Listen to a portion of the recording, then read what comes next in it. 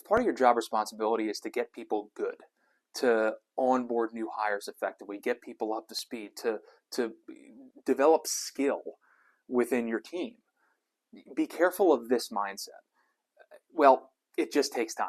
We have to give them more time. If you've ever said this to either yourself or to them, you run a little bit of a risk.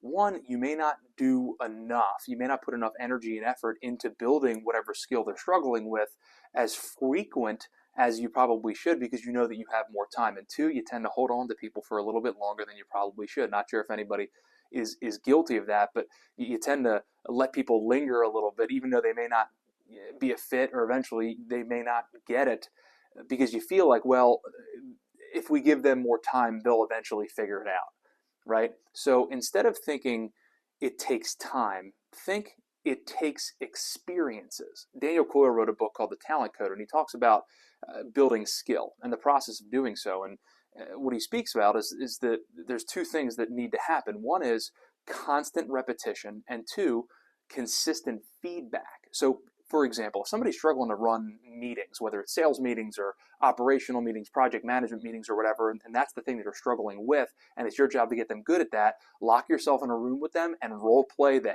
heck out of the start of a meeting, for example. And if they screw up, stop, give them feedback, let them try it again.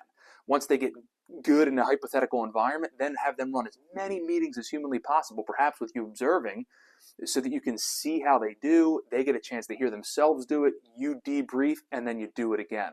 So if you can create as many experiences as humanly possible, specifically the experiences where they have to test out that skill and get better at that skill, you're going to shrink the amount of time it takes to get somebody good. So don't fall back on, well, it just takes time. Shift your mindset to, how can I create as many experiences as humanly possible, regardless of time, to get them good quicker.